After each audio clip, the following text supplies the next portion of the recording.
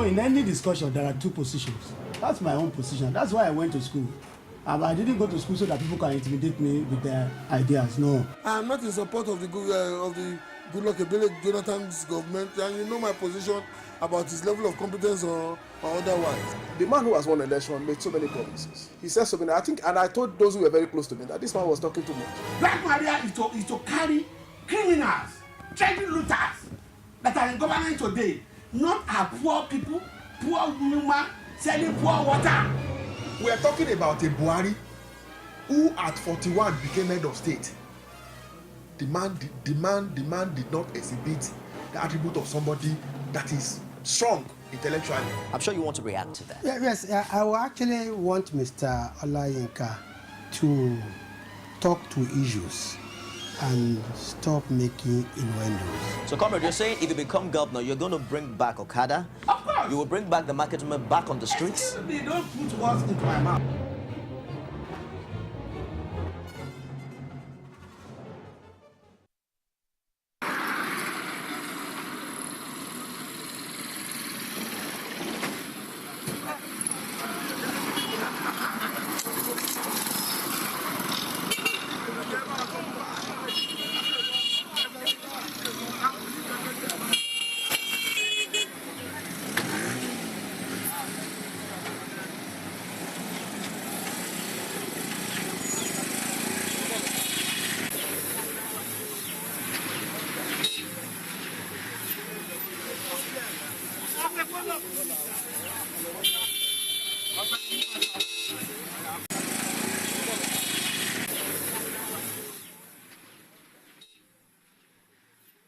AKT, where they say 5 liters of petrol now sells for 1,000 naira, with the motorists and commuters left with no choice than to buy, and these has caused the skyrocketing of price of transport fare in that part of the country. That's what they call black market, I believe, and young Nigerians also cashing in on that opportunity.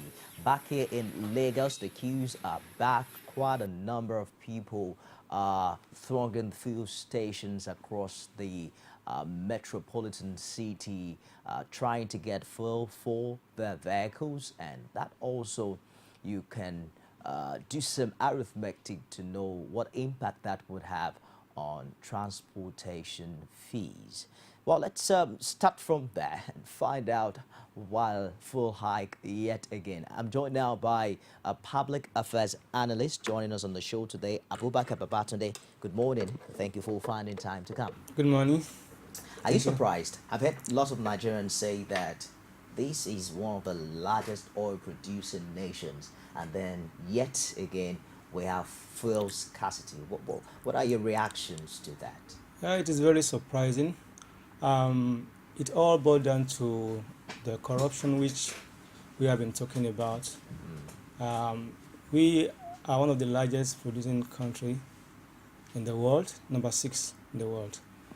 Because of corruption, it has been very difficult for the past government, PDP government, in the past 16 years.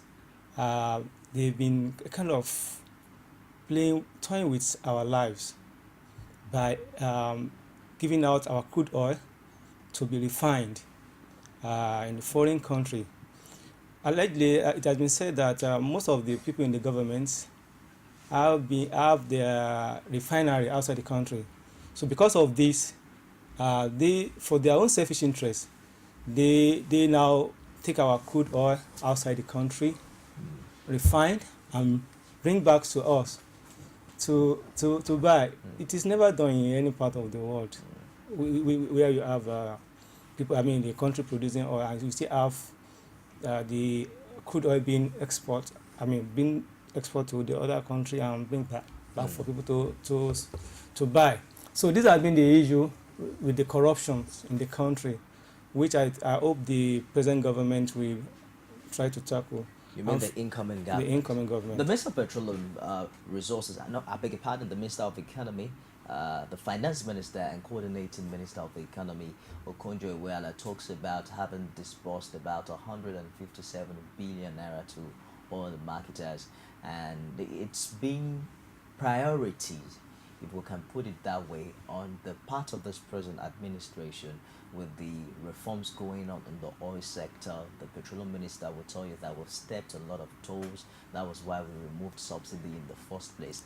Would you say that the administration is being overwhelmed by the rot that has characterized this sector of the economy for a long time? Yeah, it is very, very clear that, that it has been overwhelmed.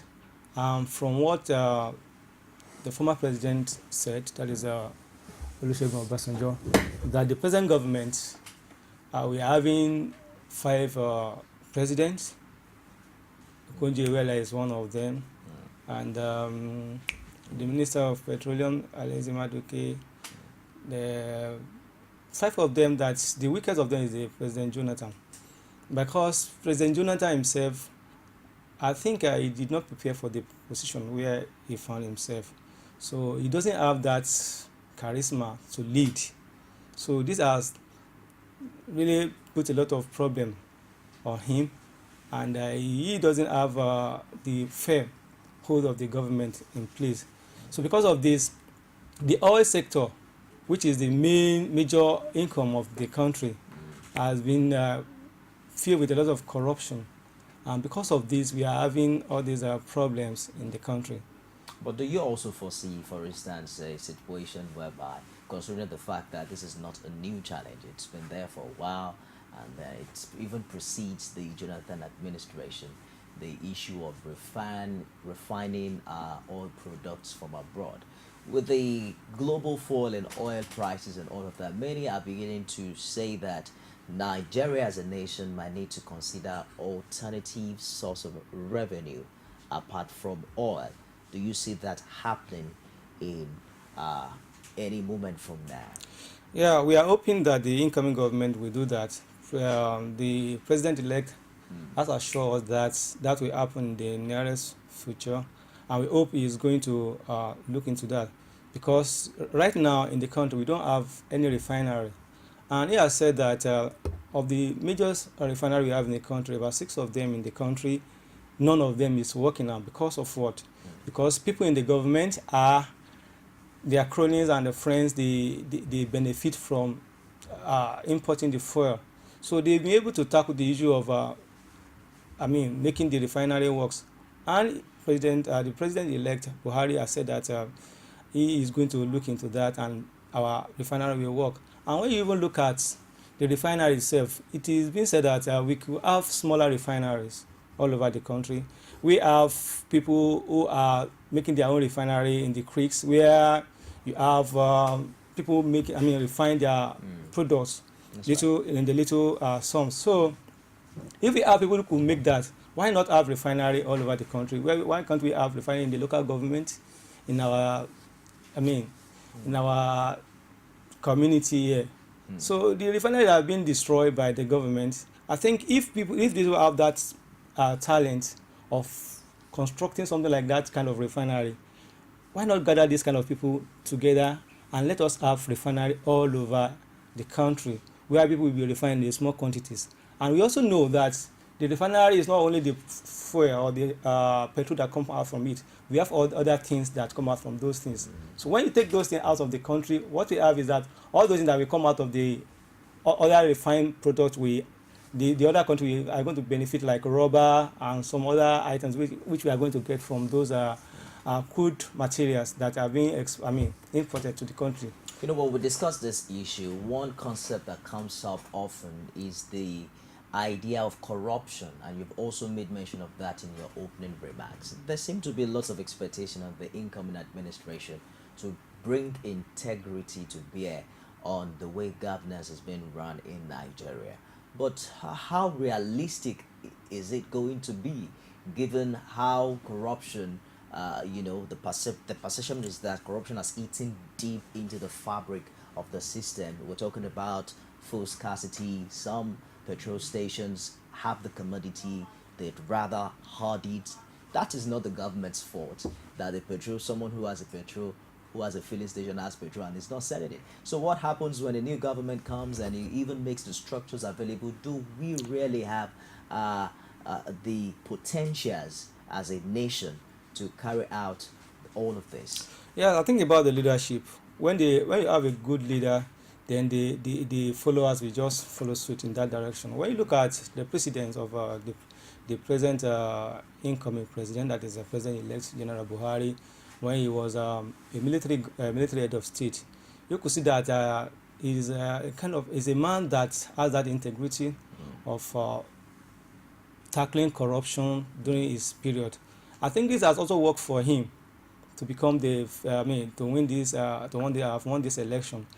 And if you look at the APC as a party, from AC to ACN and now APC, you find out that when they were AC, they had Atiku Abubakar as their president candidate, who happened to come from the north as well as General Buhari, the president-elect, and the ACN. They also had Nuri Badu as their presidential candidate. He was unable to win the election. So not because this man from the north, that is not the reason why he won the election. It's as a result of his attitude toward corruption and nation building while he was a military head of state. Now, the way he's going presently, we could see that he has said so many things that one will see that he's really mean a business, that is going to prone the nominee, the ministers for state, that maybe we might not likely have that now. Because the federal government, the Nigerian government is very, very expensive to maintain, because we have so many people who are doing the same works. Like you have the minister, then you have the minister of state. And also, from what he has said about the legislators, that they might likely have to have a cut in the expenses of our legislators, that is the upper chambers and the lower chambers of the House of Assembly, where they get a lot of, the chunk of the money going to that area. So from what he has said, I think we are going to have a very good government, and we are going to have a government that will look into corruption seriously. You saw earlier pictures from Ekiti State where some Nigerians have cashed into the opportunity of the full scarcity, selling black markets. They say 5 liters of petrol now sell for 1,000 naira. They say Nigerians get creative in the midst of scarcity, but do you think we should encourage this alternative to buying from the filling stations? Definitely we should not, because as the nation that produces oil, we shouldn't have that kind of thing. Really, some people are cashing on it and they are making a lot of money. That is the so-called area boys. While I was coming here, I saw them with their kegs of petrol. It is even very dangerous, because these people hold petrol in the environment where people are staying, and we could have any spark of fire which could just cause a lot of havoc into the environment which they are staying. And when you look at the amount they are selling, is on the high side, and the cost of transporting myself to this place is very, very high. Unlike before, where from K2 to the bus stop here, it costs about 150 naira. But this morning, I had to pay 200 naira to get to that place. The bike that took me to this place collected a sum of 200 naira instead of 100 naira. So just because of the scarcity. So we don't need that as a country that produces oil. So that is not a good idea for a country that produces oil. Let's take a commercial break now. When we come back, we talk more on some other issues as we count down to the May 29 transition. Don't go away. Introducing Smart Connect, we get plenty awoof to allow you talk, text, and browse nyafu for tin in the money. Igwe. Say you know say with just 200 naira recharge card, Airtel they summer me with 200% bonus to yarn more with any network. Now you not call me your fiance. Relax. In fact, I don't buy your own Airtel SIM. As correct person, anytime I recharge 200 naira and above, Smart Connect they suffer me with free internet to browse. If you want to make your family follow you enjoy, buy your 4-in-1 family pack for the price of one. Oh baby. This girl too, na family and friends. No carry last to buy your Airtel SIM today. Airtel, the smartphone network. Welcome back. Thank you very much for staying the course on the show this Friday morning. It's May Day. They set out to celebrate workers across board. How would you describe the kind of welfare provision, and the kind of condition of work for most Nigerians at this time? Well, the Nigerian workers are really trying, but presently we are not in the best of time. The Nigerian workers are not in the best of their time because most of the states are even owing salaries. I learned of Osun State about 4 months salaries, and most of the states are owing their workers salaries. So if government is owing so much, I mean, the salary of workers, how do they want them to survive? So it has not been very, very easy for the Nigerian workers because they have their own family to take care of and other things to do.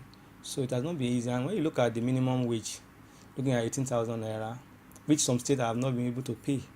So it's very, very difficult for Nigerian workers because the 18,000 naira we are even talking about is, I don't know how one is going to manage 18,000 naira in a month. That is a single person without even a wife or the children. No, it's very, very pathetic. But if some states are finding it hard to pay, where do we have this idea from that Nigeria is rich, we have abundant resources that should go round? I mean, what really is the challenge if we have the resources and then it can trickle down? It's about priority. We have the money there, but where do we channel the money to? When you look at the governors of the state, how much do they use for their security votes? How much goes to their security votes and their hits?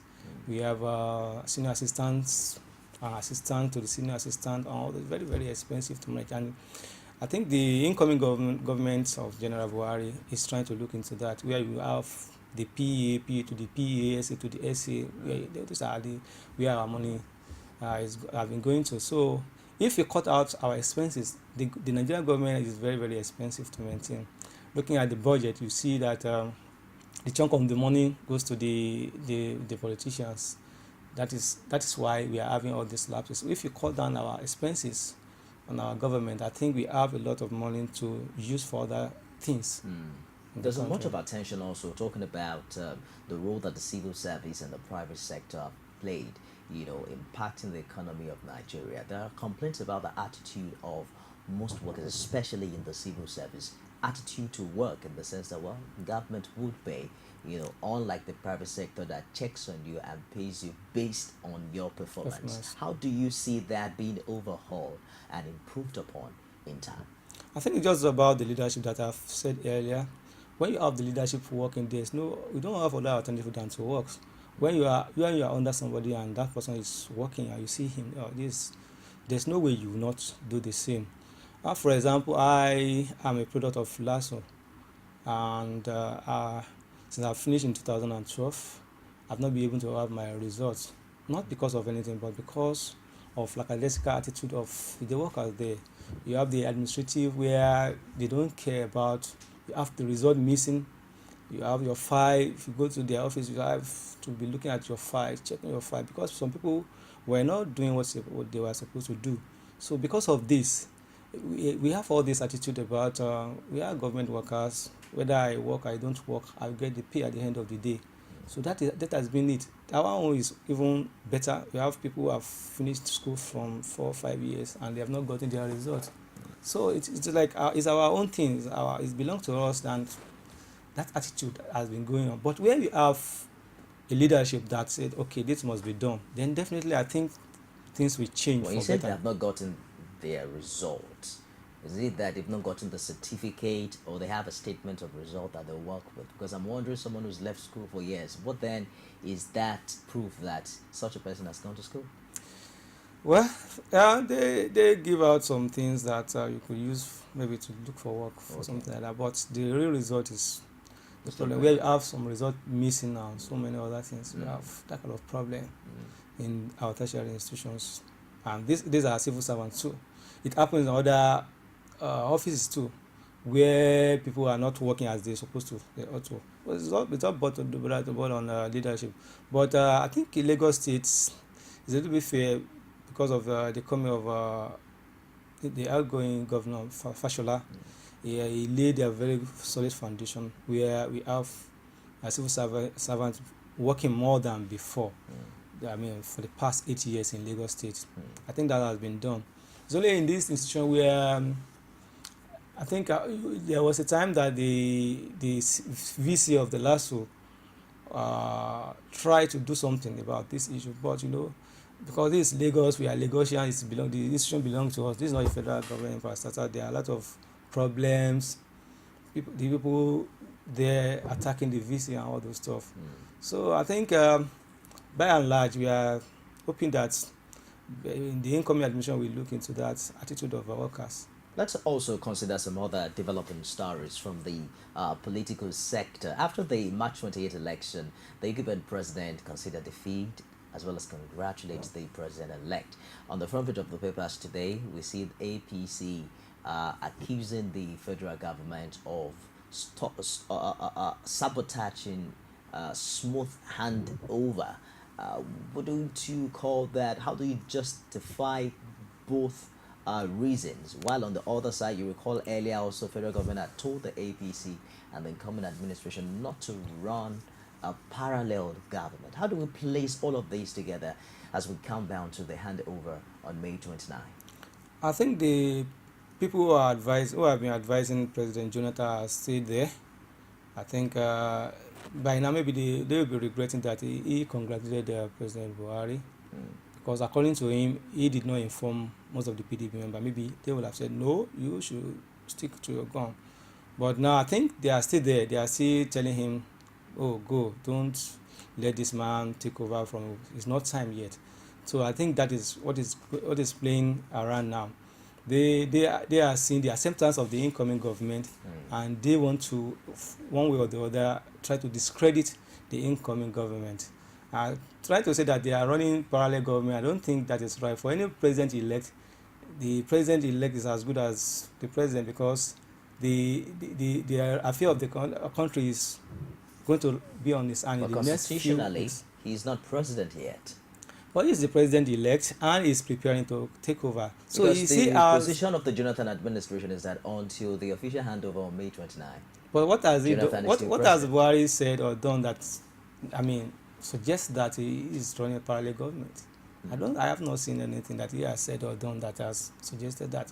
But I think they are just, I don't know, trying to go back. And I think on one of the headlines said that President Jonathan is now talking about the election results in the negative way. Once he had already congratulated the president-elect, talking about the figure or something like that. Maybe they are still going to push him to go into court or something like that. The way I'm looking at things, on the front page of the Punch, okay. It says if you look at the result, the difference is just 2.5 million votes. So, and if you look at the areas where it's perceived that the PDP scored so low, the PDP couldn't have gotten those kinds of scores, but the elections are over. So that is what I'm talking about. I think they are regretting it. It's not easy to take power from people because they are benefiting. You have so many people benefiting. Probably that's why the incumbent president has been celebrated. The idea is not that he doesn't have anything against the way the elections were conducted. He may have his own reservation, but yet he made a sacrifice of putting aside his own convictions for the betterment of the general people. Are you saying that that's quite laudable? Are you saying that he is suggesting that Buhari is not winning? No, probably he's saying that there are some faults here and there with the conduct of the election. There is no election that is perfect. We all know that in the country. We are just learning every day. But looking at the past election, we think I think this election is better than what we used to have in the olden days, where you just have people coming up with different figures. Now, where we have card readers, you have people accredited. If you have accreditation of people, about 50 people in the polling unit, you can have more than that. I mean, more than the election for that 50 people. So any polling unit that has more than that, the election will definitely be cancelled. So unlike before, where people can start on printing anyhow, that one is no more. So I think this election is far better than what we used to, but we can still develop, we can still do more and improve what we have on ground right now. And they also know that. Many people have attested to that the PDP know that they have said something positive about this past election. So I don't know what the complaint is all about. I don't The understand. Jonathan administration claims that it's going to hand over a terrorist-free nation to the incoming administration.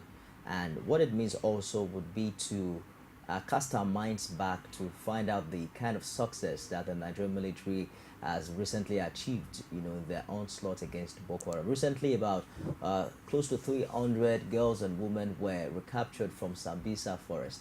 Have you been able to identify the significance that out of the 300, not a single of them is from Chibok?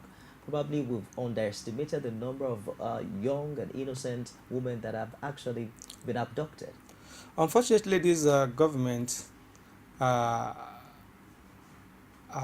very sorry to say, has not been sincere with the Nigerian people, because it was 6 weeks toward the election that we have all these rush that we now have people going to Sambisa. Over how many years that we have the Boko Haram being terrorized Nigeria, killing and maiming people, abducting children all over the country. I think they are not being sincere, because I think they are trying to do that for election purpose. Because 6 weeks to the election, what has not been happening in the past 6 years just happened. You just have the soldier go into the forest, having more sophisticated weapons to fight with.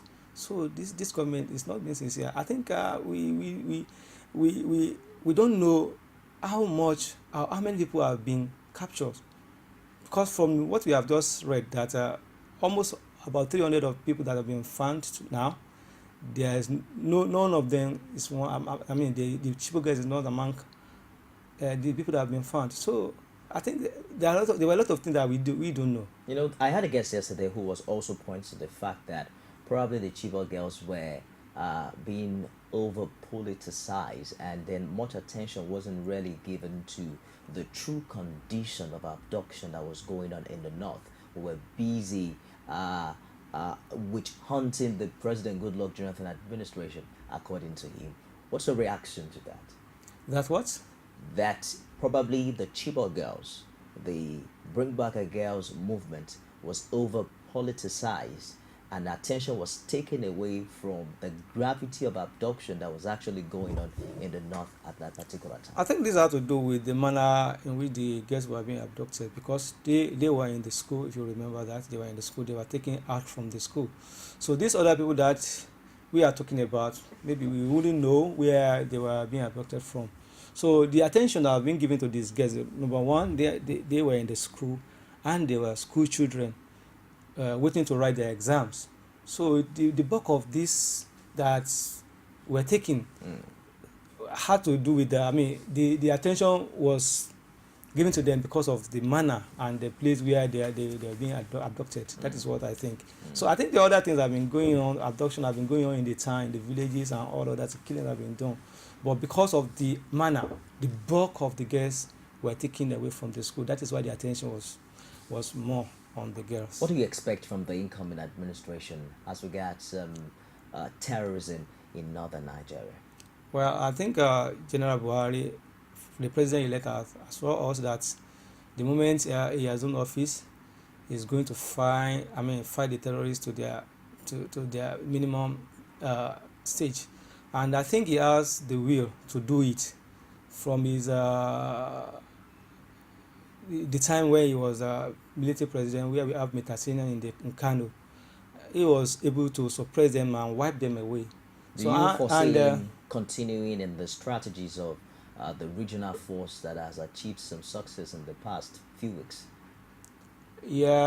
Yes, apart from the regional force, I think the Nigerian army are capable of doing that as well, not with or without the support of the regional force. We have the capacity, we have the capability to do that.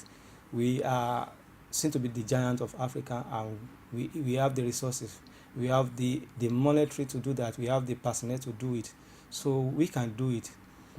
But we are hoping that the other regional forces will also help in this direction, because when you look at the Boko Haram, they have influenced into other countries like Chad, like Cameroon and other countries.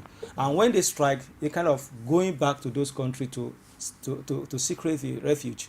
So if we have the support of these regional forces, then the success be very, very fast, and we are going to have the results. Let's wrap it up with the much talked about presidency of the Senate in the 8th Assembly. MCR, let's quickly go to Kwara, Saraki's Senate presidency. With the inauguration of the next assembly a few weeks away, there are speculations as regards who becomes the next Senate president, and it's become incense, especially within the All Progressives Congress, with the APC now taking majority status at the National Assembly. In this report, Kwara State APC stalwarts have thrown their weight behind the Senate presidency ambition of one of its own, Bukola Saraki, saying he is mostly favored among the contenders. No doubt, the race to who becomes Senate president has become more intense. Following speculations of his interest in the Senate presidency, one of the main contenders, Bukola Saraki of Kwara State, has made known his desire in becoming the nation's number 3 man. The political calculations, according to Saraki's party stalwart in Kwara, favors him. When you look at even from the angle of contribution, and when you look at the exposure and the experience, Senator Bukola Saraki is more or less tested and trusted.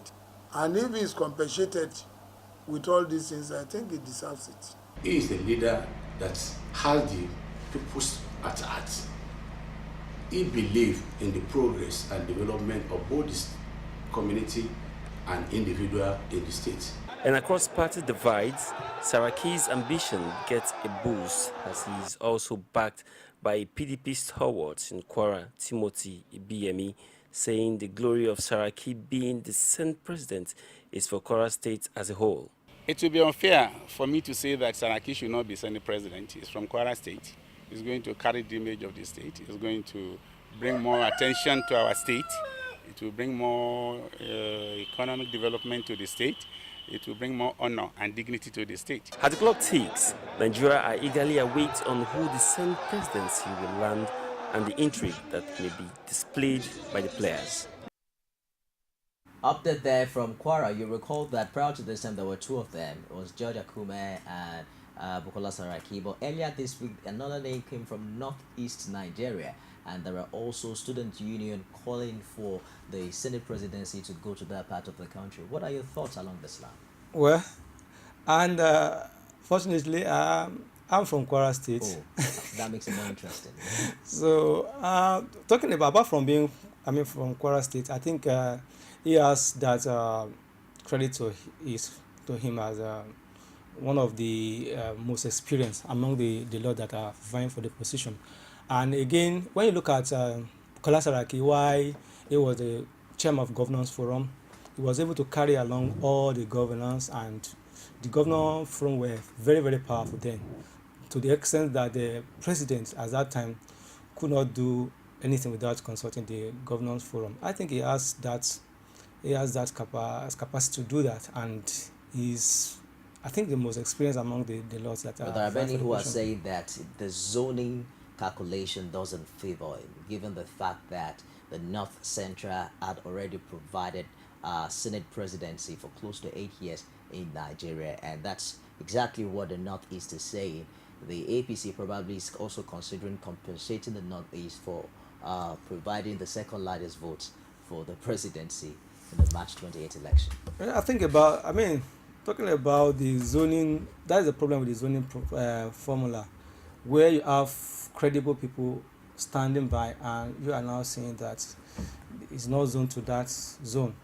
So that has been the problem.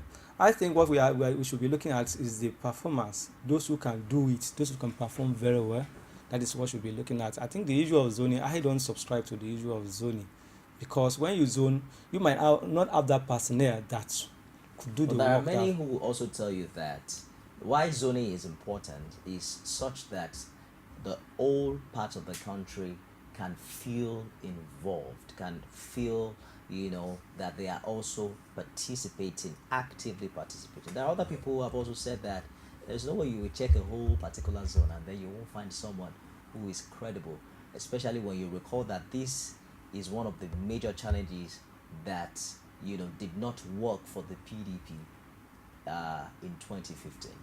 No, I'm not talking about, when you talk about finding people, you might not find such people that are already in the Senate. That's what I'm talking about. You could have people like that that could do it, but maybe they don't find their way into the Senate. I think that also have to do with the when you talk about the quota system in the country, where you have people scoring a very high mark in the southwest, and they have to wait for the people from the other part of the country to fill in the gap in our higher institution. This is not fair. And when we have true federalism, I think that issue is going to be resolved if we have true federalism, where all the regions will have their own autonomy to do whatever they want to do at their own pace. So if you have true federalism, I think that issue is going to be resolved. So the issue of zoning, I don't subscribe, because at the end of the day, it's kind of bringing down the quality in the politics, where you have people who can do it, and you now say, okay, it's not zoned into your area, so you have to look for those people, and you might not at that particular time have the person that can do it. So the issue of zoning is very, I think the Senate president, I think it has to do with voting, and the APC, I think they must look at the issue very well, so that it doesn't degenerate into what we have at the PDP, where we have people, because of position, now trying to leave the party. But do you see the APC scaling through this? Because many are also talking about the multiplicity of interest within the party. APC in and of itself is a merger of different political parties, and also considering the characteristic selfish nature of an average Nigerian politician. The moment he doesn't get what he wants, then he begins to look elsewhere. I think that so far they have been able to manage their affair very well, starting from the merger. When they merged, the issue, they had challenges then over who takes what at that particular time. The logo, the slogan of the party, they had all those problems, and they were able to overcome those problems. I think they will be able to overcome that as well. Because optimistic. From what the spokesperson said, that Alhaji Lai Mohammed the other time, that their priority now is how to fulfill their election promises, and that is the prominent things they are looking at, that they will not fail, because people trusted them. That is why you have the change that they have, that one override any other interest. And I think that happened when you look at the Asiwaju's position. People have jettisoned their personal interests before the coming together of the APC, what we are having today. They have been sacrifices made. I think at this time they don't have alternative than to resolve this issue of Senate presidency and let us have a very good governor in the next 4 years, so that in the next 4 years APC will be voting again, because people are waiting. The expectation is very, very high that this government is going to perform. If they don't, then they have problem. We have to round up now. Talking about high expectations, how long should Nigerians give the Buhari or Shimbajo administration before they start asking questions? I think from what the president-elect said, that the change will start immediately. I mean, by June 2, we started feeling the change. Is that feasible? When we start feeling the change, does not mean that everything will just come at once. But at least we are going to see the change in the attitude as regards the sharing of the loot, which we have been experiencing before, where we have so many ministers, so many things and that. So, and he also said that the fuel price will definitely go down.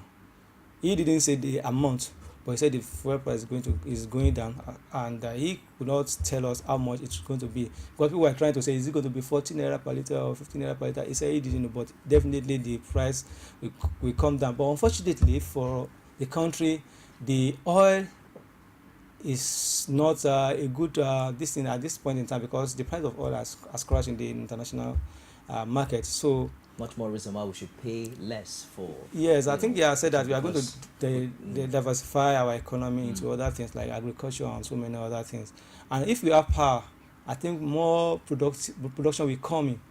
And I think the issue of power, if he is able to tackle the issue of power, then other things will just follow. All these expectations, you see them coming into fruition in like how many days, weeks, months, or years? I learned recently that those who got the PHN whatever contract, they were rushing back to do their project because all the while it has been the pre-DP, it is our own, it is our things, so they just abandoned the project.